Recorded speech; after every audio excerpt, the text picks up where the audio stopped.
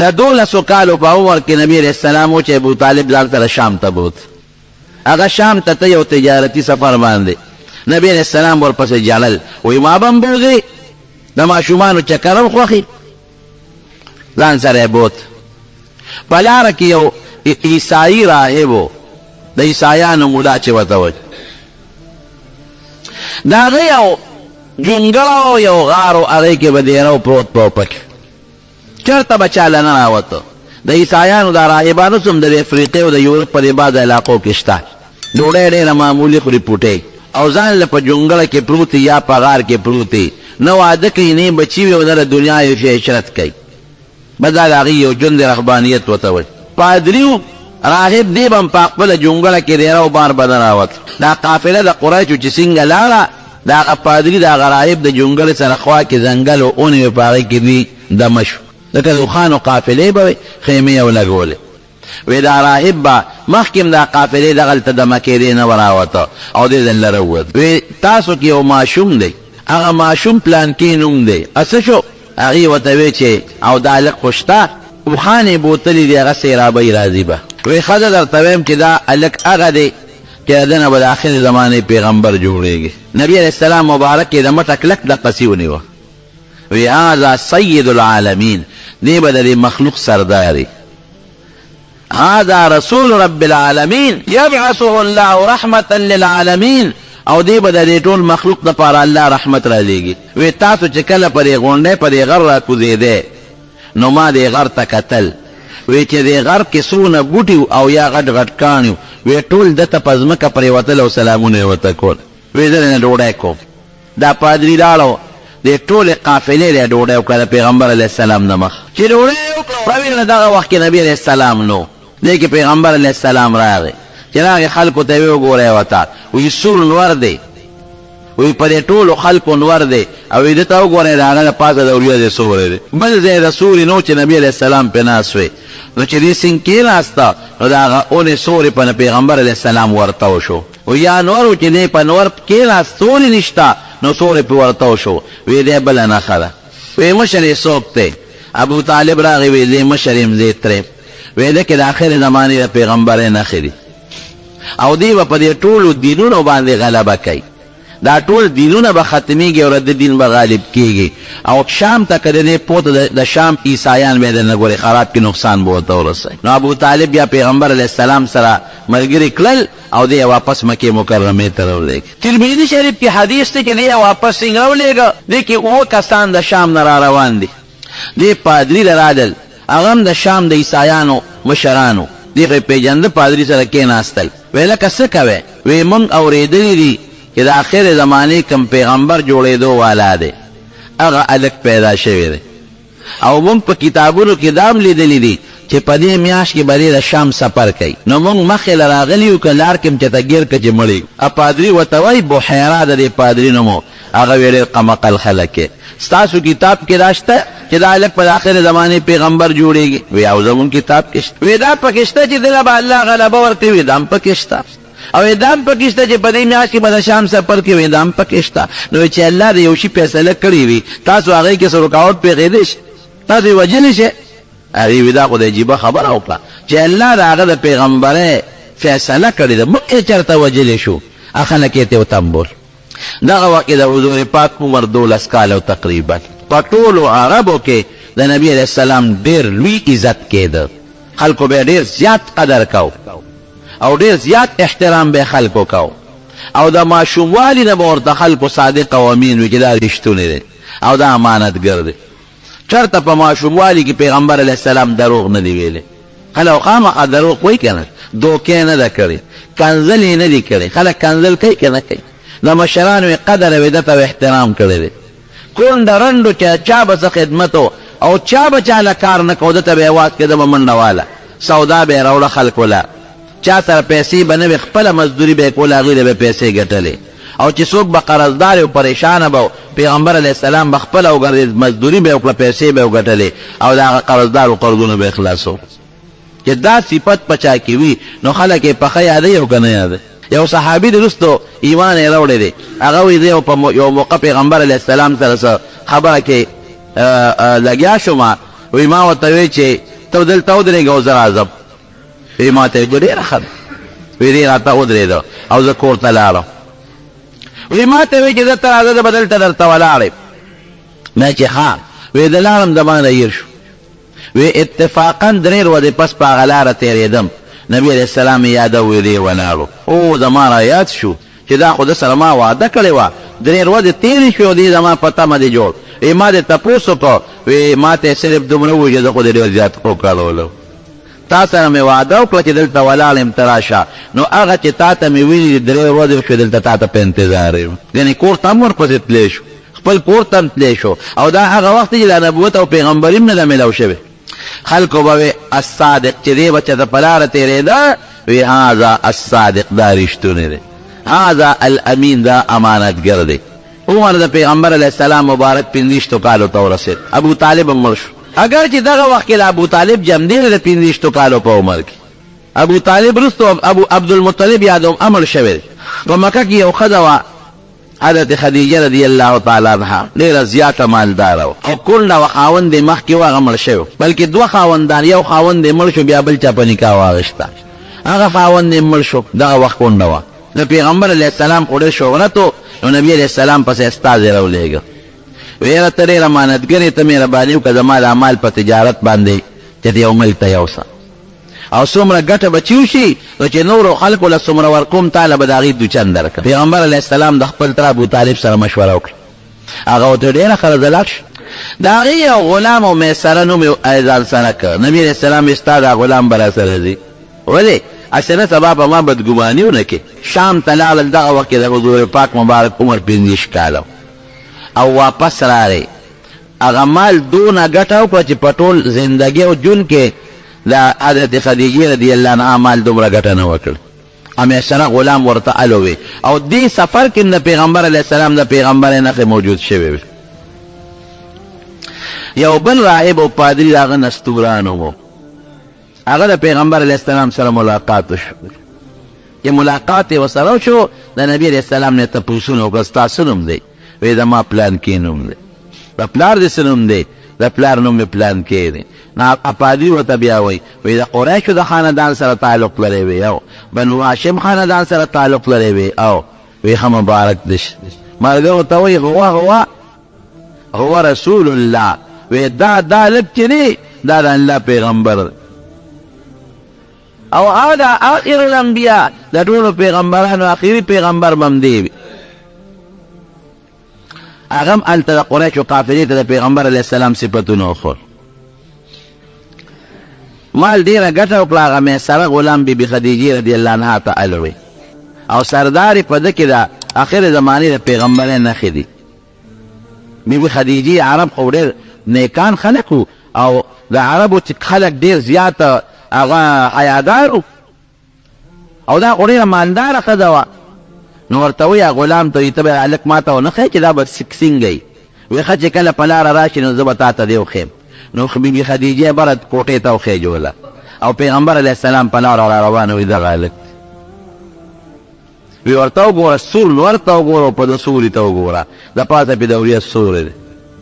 بیبي خدیجې بیا پیغمبر علیه السلام ته نکاح استازی ولېږه چې که زه ستا خوښ تا سره نکاح کوم.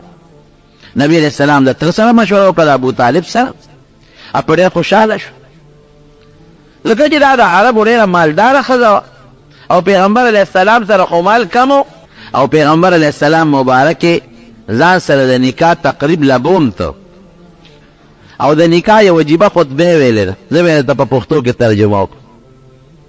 ابو طالب وایي زما د ارواره چې دی د ده نوم دی محمد صلی الله علیه وسلم او په ټولو عربو کې د ده نه برکتي هلک بل نشته او زما د دې ارواره نه هوښیار انسان په دې ټولو عربو کې بل نشته او دا ډېر صالح انسان دی او د نسب په اعتبار دی ډېر شریف انسان دی. د ده نه ښه نسب د بل چا نشته او په وجود زما د ارواره ډېر روغ دی او په عقل او په ذهن او په پوی هم ډېر زیات هوښیار دی.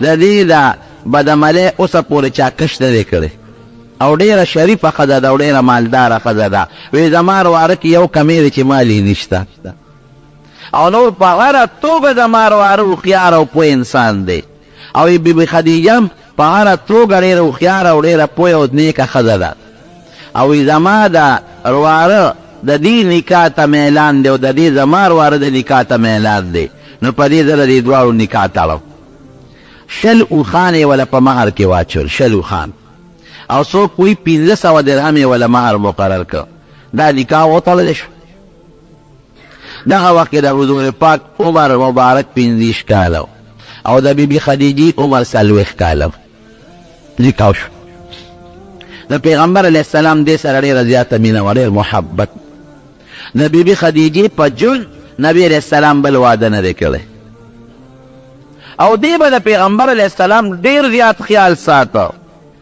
دونه قدر به یې کو هغې ته خو پته وه چې د ده نه به یو شخصیت جوړېږي او پیغمبر علیه السلام هم د بیبي خدیجې ډېر صفت کو حضرت عایشه صدیقه رضی الله عنها فرمایي وایي نبي علیه السلام یو ځل وفرمایل چې زه ناست وم دې کې جبریل علیه السلام راغی وایي ما ته یې وی چې زه الله را لېږلی ما او ته بیبي خدیجې ته ووایه چې په تا الله سلام وایي شور یې ونه پکې نقصان یې ونه پکې بیماري ستړی ویلي وی حضور پاک مبارک به د خدیجې ډېر ذکر کو نو وی بن له خو په بن غوسه ورځي یوې بنې ته چې د بلې بنې ښه وی خو ځان له دې کار وکړه خامخا غوسه ورځي او چې جمدې بنې نو بل له غوسه ورځي زما وخت کې هغه نه وه خو پیغمبر علیه السلام به ډېر صفت کو نو یې ما له پې غوسه راتله یې ما ورته چې په دنیا کې جوړ بله بوډۍ نه وم دا یوه وه وی ما ته به چې انها کانت وکانت ای عایشې دقه یوه ښځه وه په دنیا کې هم دغه بله نه وه واقع او کله به چیرې یا ګڼه لال که نو د خدیجې چې کومې ښځې وې او دوستانې ښځې وې دې ښځو هم ښځو سره مینه نو هغه چیلې به یې ټوکړې ټوکړې که او د خدیجې په هغه دوستانو ښځو کې به یې هغه تقسیمولی دومره د حضور پاک ورسره مینه و دا یو شانتې و او تلل هم یو شانتې و نو بیبي فاطمې اواز وکړ نو نبي علیه السلام باندې هغه اواز داسې ولګېد لکه چې دا د خدیجې اواز وي پیغمبر علیه السلام زر کېناسته او د سترګو کې اوښکې راغلې فاطمه رضی الله عنها بیا روانه وه چې دا څوک دی مې چې فاطمه ده چې ورته یې وکتل د الله رسوله ولې وی ما باندې د اواز د بیبي خدیجې د اواز په شانتې ولګېد او حقیقت دی چې هغې د حضور پاک ډېر زیات خدمت کړی خپل څومره مال چې دی ټول پیغمبر علیه السلام ته وقف وی زما مال ستا شو او د دې کور و د مروه د غونډۍ سره اوس هغه کور نشته روال شوی دی هغه کور یې پیغمبر علیه السلام ته وقف کړ او نبی علیه السلام ته وی د خپل کور د پرېږده زما دې کور ته راځه د نبی علیه السلام د پیدایش کور اوس نشته خو په هغه ځای یو مکتبه جوړه ده کتبخانه شانتې پرې جوړه ده نو پیغمبر علیه السلام هغه خپل کور پرېښود او د خدیجې رضی الله عنها کور ته را منتقل شو دلته به اوسېده وه د اول نه الله تعالی پیغمبر علیه السلام کې صفتونه پیدا کړي اکثر به غار حرا ته تل په غار حرا کې به نبی علیه السلام مبارک ناست و د الله عبادت پې کو ځان له به ناست پیغمبري دا نشته ښه نو څه عبادت پې کو نو الله به ورته زړه کې الهام کو دا قاعده ده چې پیغمبر ته پیغمبري نه میلاو شوی د پیغمبرۍ نه مخکې ولی د خدای وي کشف ورته کېږي بل د دین ابراهیمي چې د ابراهیم علیه السلام کوم دین و د هغه دین مطابق به لګي او خپل عبادت یې کو دې خدیجې رضی الله عنها ورته چېرته نه وویلې چې ته کار ولې نه کې ته پیسې ولې نه ګټې او ته د ځان له فقر کې ولې ډېرې بلکې دې به خدمت کو چې دوه درې ورځې به تېرې شو نبي علیه السلام به رانغی نو دې به اوبه په بتکي کې واچولې او ستوانو د هغې وخت چې کوم خوراک به نه خرابېد هغه به په څادر کې وتړو او غار حرا ته به دا خطو پیغمبر علیه السلام له به دا څیزونه رسول خدای پاک د تاسو بوتلی کې غار حرا ته ختل سازانه خبره نه دا به وله په خپله خطه زه غار حرا ته بره سر ته وختم هغې ته بیا کوزېدل ګرانې په هغې مې تابونه راتللی دا خو نه شي وکوزېدی نو چې په هغه لاره کله ختم او بره سر ته وختم په خدای یقین کې بیبي خدیجې رضی الله عنها ته په تلو په راتلو کې دعاګانې کولې حالانکې زمونږ څه دعا به ما وی په دې لاره دې د پیغمبر علیه السلام په خدمت کې هغه له اوبه وړي او په دې مونږ تش نه شو ختې هغې ځان سره سټوان هم خېجولې دي دا به یې د حضور پاک خدمت کو او نبی علیه السلام له به یې ډاډګیرنه ورکوله چې دې تنګ نه شي سلویخ کاله چې د حضور پاک مبارک پوره شو، پوره سلویخ کاله. نو اقا غار حرا کې یو ځل نبی علیہ السلام عبادت کو. یو فرشته ونراله حضرت جبریل علیہ السلام، او ما خو مخکې درته وویل چې بیا وله سینه مبارکه سیرې کړه، شق صدر چې ورته ویل. نبی علیہ السلام فرمایي چې سینې راله سیرې کړه او بیا پیوس شوه. وی دې را پاسولم او ما ته ویل چې اقرأ اولوله. ما ورته چې ما انا بقارئ، زه خو نه مې سکول کالج او مدرسه دارالعلوم کې خو سبق نه دی ویلی، زه خو لوستل نشم کولی. بیا پرېښودم چې اقرأ شابه اسلوله. ما ورته بیا وی چې ما انا بقارئ، زه خو لوستونکی نه نشم لوستلی. وی بیا یې ونیوم او ځان ته یې راته رسول سلم او ښه زور یې راکړ، داسې زور یې راکړ چې د دې وجود نه مې خولې وبېدې. وی په درېیم ځل یې بیا ما ته وی اقرأ، ما چې زه خو نشم لوستلی. وی درېیم ځل باندې راله بیا زور راکړ او وی داسې زور یې ماله راکړ. د دې حدیث بعضې علما عجیبه معنا کوي، وی دومره زور یې راکړ چې د حضرت جبریل نه خولې وبېدې. وی بیا ما ته دا آیتونه وی اقرأ بسم ربک الذي خلق، د هغې الله په نوم او په امداد لوستل کوه چې مخلوق یې پیدا کړی دی. کوم ذات چې دا ټول مخلوق پیدا کړه د نش نه حش ته یې راوستل، نو هغه په تا کې د لوستلو طاقت پیدا کولی شي. بسم ربک الذي خلق، خلق الانسان من علق. کم ذات چې هغه انسان د یو څښا د وینې د ټوټې نه پیدا کړی دی، هغه ذات په تا کې د لوستلو ماده پیدا کولی شي. دا یو څو آیاتونه وي. اقرأ وربک الاکرم الذي علم بالقلم علم الانسان ما لم يعلم. جبریل علیہ السلام لا پیغمبر علیہ السلام مبارک را کوز شو، کور ته راغی او چې څنګه کور ته راغی تبه پرې راغله. الله چې عدت دا یخه تبه نه چې د بنده یخني کېږي.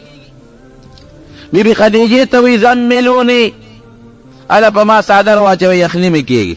چې څادر یې په سینګ واچو، بیبي خدیجه فرمایي ګوره دونه هوښیاره ده، لاول ورته غږ نه کوي چې څه چل دی. نبي علیه السلام ټول ال ورته ووایي. هغه پې پوه وه په دې تمه خو خدیجې رضي الله عنها د پیغمبر علیه السلام سره نکاح کړی. د نکاح په وخت کې رضی ترڅ وی ورقه ابن نوفل د پخوانو کتابونو عالمو بیبي خدیجې هغې سره مشوره کړې وه. ترڅ وی یو هلک دی او دی نوم دی او دا څیزونه دي، زه ورسره واده وکړم. وی وکړه ورسره واده که واده ستا قبول کړي نو دا ګوره د آخرې زمانې پیغمبر جوړېدو والا. په دې نیت هغې واده کړی چې د نبي علیه السلام دا ټولې خبرې واورېدې. نو بیبي خدیجې ورته وی یو کار نه کوو، زما را تره زوی د پخوانو کتابونو عالم دی، اچې هغه لرې بوځم. پیغمبر علیه السلام وی زه ډېره ښه ده. نو هغه ورقه ابن نوفل او د خدیجې رضی الله عنها تره زوی هغې له یې بوت او ورته وی رواره وایه، ما ته ټول ال ووایه. نو پیغمبر علیه السلام ورته ټول حاله وی. او ورته څه وی؟ وی دا هغه فرشته وه چې په حضرت موسی علیه السلام به نازلېدله. مبارک دې شه، ستا یو ډېر لوی برکتي ژوند شروع کېدو والا. او بیا څه وی؟ یا ارمان که زه جمدې وې هغه وخت چې تا دا قوم د خپل وطن نه وباسي، زه به دې مدد کوم. نو په حضور پاک دا خبره خو ونه لګېده چې ما به دا قوم څنګه وباسي. ما خو هله خلک وباسي چې چا سره روان وي، زما خو ټول قوم ډېر قدر او عزت کوي. او بل زه خو د یو ډېر لوی خاندان سره تعلق لرم، لوی نسب مې ما به څنګه وباسي. او ته څه وایي؟ وایي داسې وخت به راشي ته چې کومې خبرې کوې دا قوم به د دشمني شوی، دا به یې د دې وطن نه وباسي. خو افسوس چې هغه وخت کې د جمدې ما زه دې مرسته وکړم. بیبي خدیجې رضي الله عنها نبي علیه السلام نه ډېر ډاډ ورکړ. نبي علیه السلام ورته خدیجې زه خو یېرېږم په خپل ذات. وی هېڅ چېرې په ځان باندې ونه یېرېږې، غم مه کوه، ته د کونډو رونډو خدمت کې، د یتیمانانو خیال ساتئ، قرضدارانو له مال پیدا کې، چا نه چې کوم شی روکشي هغې پسې منډې وی. نو فکر مه کوه داسې انسان الله نه ضایع کوي، تا به چاته الله ضایع نه کړي. 3 کاله وحې بنده ورو، دا لومبی وحې وه، 3 کاله اسم نو. او نبي علیه السلام به د خپل عادت مطابق بیا هم هغسې غار حرا ته ته اول ته به یې د الله عبادت کو. 3 کاله پس نبي علیه السلام مبارک د غار حرا نه را روانو. وی په اسمان کې مې یو لوی غږ واورېد، وی چې بره مې سر اوچت که وی هغه فرشته وه چې مخکې غار حرا کې ما نه راغلې وه وی هغه په یو کرسی باندې ناسته او وی داسې خشته وزرې دي مزېدارې چې وی د اسمان دا غفله ټوله د هغه د وزرو نه ډکه ده وی بیا ویرېدم چې دا خو بیا به ماله زور راکوي وی زر کور ته رالم چې کور ته رالم بیبي خدیجې ته مې وی دسرونی هله څادر راوالی زما یخني وشو په ما څادر واچوې چې څنګه څادر را باندې هغې واچو دغه فرشته مې دروازې له راورسېدله او په دروازه کې دا آواز وکړو یا ایها المدثر قم ای څادر اغوستونکي پاس فانذر دا خلک د الله د عذاب نه ویروه وربک فکبر الله لوی پخپل هم کوه خلکو ته بیانوه والرجز فهجر او دا چې کم خلک دا د ګناهونو کار کوي او د بوتان عبادتونه کوي پام کو دې څیزونو ته نږدې نشي دا ګندګي ده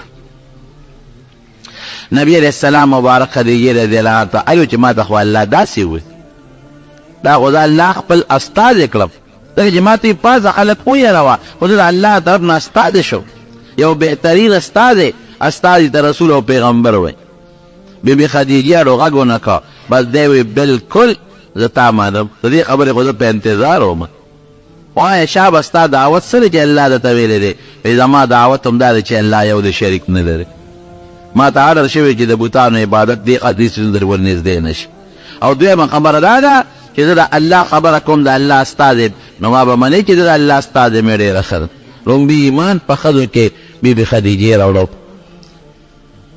الکانو کې حضرت علی رضی الله عنه د پیغمبر علیه السلام سره اوسېده د ابو طالب زوی دی په نابالغ الکانو کې لومبي ایمان هغه راوړو او په بالغانو سرو کې لومبي ایمان حضرت ابوبکر صدیق رضی الله عنه راوړ دا د حضور پاک نږدې ملګری نبي علیه السلام ورته ویل ابوبکر ما له خو الله زه الله استازی کړم پیغمبر یې کړم ته یو معنا ده ښه مونږ ته پیغمبر وایو پیغمبر معنا د الله پیغام رسونکی زما ملګری او ستا رښتینولي ما ته معلومه ده تا چې ته په خپله زندګۍ کې دروغ نه دی ویلی نو ته به اوس څنګه دروغ وایې بلکل زه دې ملګری هغه په بالغانو سړو کې لومبی هغه مسلمان شو او په غلامانو کې د پیغمبر علیه السلام یو غلام زید ابن حارثه لومبي ایمان هغه قبول کړ ابوبکر صدیق رضی الله عنه ورته وایي ما خو در باندې ایمان راوړه دلیل در نه غواړم د دلیل نه مخکې مې ایمان راوړه خو هسې ما ته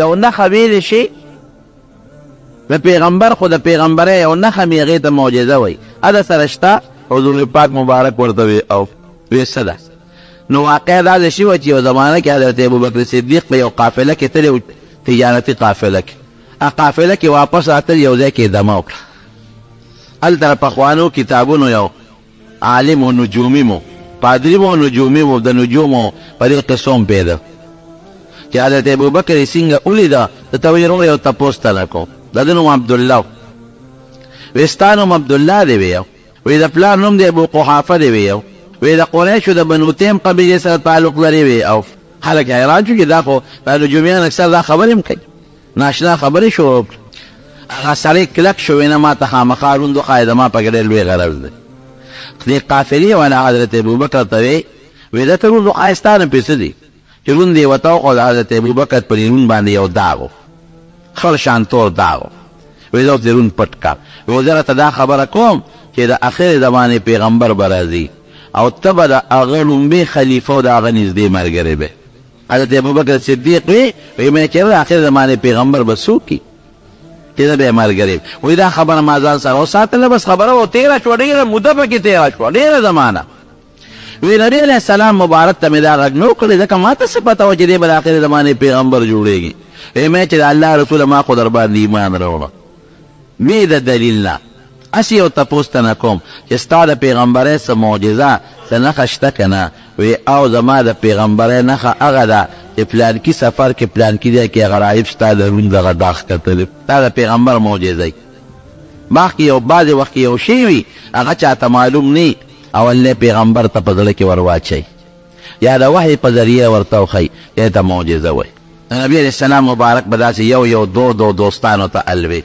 لا کولو اعلان ورته اړر نو شوی یو دو کسانو ته به وي څه موده پس ورته بیا دا حکم وشو واصدع بما تؤمر وانذر عشيرتك الاقربين ونذير اشتداران دي ويرو حضرت علي رضی الله عنه ته وی ډوډۍ او د ما چې څومره نږدې رشتہ داران دا ټول لوبل او دې وخت کې لږ لږ مخالفت بیا شروع شو چې ډوډۍ شوه نو په ډوډۍ کې ټول رشتہ داران نه وغوښتل ابو لهب هم پکې نو ابو لهب ته خو پته وه میاس کې مداخلت نه کو چې خلک به چپ شو د به خبره کول ابو لهب لګیا دی یو خبره او بله خبره او بنګا چې پیغمبر علیه السلام ته خبرې موقع میلو نه شي چې ډوډۍ خوړلی مې دی چې نبی علیه السلام ته موقع پیغله علي صاحب ته کاکاجي خو ټول وخت یې ضایع کړ وایي زه سهار نه بیا ډوډۍ وکړه نو څه موده پسې پې بیا ډوډۍ وکړه بیا ابو لهب دغه قصې جوړې کړې په درېیم ځل بیا وایي کاکاجي خو موږ له خبرو موقع را نه کړه په درېیم ځل یې پې بیا ډوډۍ وکړه بیا دا ټول راوغوښتل چې څنګه ډوډۍ خوړلې کېدله دې کې پیغمبر علیه السلام لږه غوندې موقع هغه بیا گپ شپ شروع په چې د د خبرې موقع میلو نه شي نبي علیه السلام ته پکې لږه موقع میلو شوه وایي زه یو خبره کوم ټول چپ شي وایم پې ګوره زه ستاسو د خاندان یم تاسو ته پته ده چې ما چې ته دروغ نه دي ویلي او دروغ مې خوښ هم نه دي دروغ زما ډېر بدې شي او ما له الله پیغمبري را کړې ده او ما ته دا حکم را کړی دی چې دې خلکو ته ووایه چې د یو د الله عبادت وکړي خدای له شریک نشته او ما د الله پیغمبر ومنه ابو لهب وی قدیله دې را جمع درې ډوډۍ موږ باندې په دې وخوړل بدله دې ووی او خلک دقسې خواره شو حکم وشو د الله د طرف نه واصدع بما تؤمر چې اوس کولاو اعلان شروع خلک ورته مخامخ کېناستل هغې ته وایي تاسو زه سینګ منتیم زه سینګ سړی نو چا په انکار کولی نه شو وجدناک صادقا و امینا وی تا ممکن چې کوم وخت تیر که ته مونږ په دې وخت کې رښتونې لیدې او امانتګر دا ټول مونږ منو وی ښه درته یو خبره کوم که زه تاسو ته ده ووایم چې د صفا د غونډۍ نه هرې غاړې یو لښکر را روان دی او په تاسو حمله کوي زما خبره به ومنئ وی او بلکل نو وی لښکر خو نشته زما خبره څنګه منئ وی تا چې د دروغ نه دی ویلی ځکه ستا خبره منو وی ښه چې دا مې منئ دا ومنئ چې الله یو د شریک نه لري د دې بوتانو عبادتونه مه کوه دا نه زوی در کولی شي او نه دا بوتان تاسو نه بیماري ختمولی شي ایمان راوړئ دا ابو لهب بیا پاسېد او کاڼی راواغېسته او په نبي علیه السلام یې غوزار وکړه او خیانه وکړه وایي تا مونږ دې له راغوښتي او مجلس یې ګډوډ د هغې نه پس عام تبلیغ شروع خو د پیغمبر علیه السلام په دغه لویو محنتونو په کوششونو او سره دې نه چې قوم مخالف و کلي وطن مخالف و الله اسلام او ایمان خور په او د خدای فضل د دومره دنیا ګوټ ګوټ ته ورسېد نن د مسلمان شمېر هم څوک نشي کولی خدای دې مسلماني نور هم زیاته کړي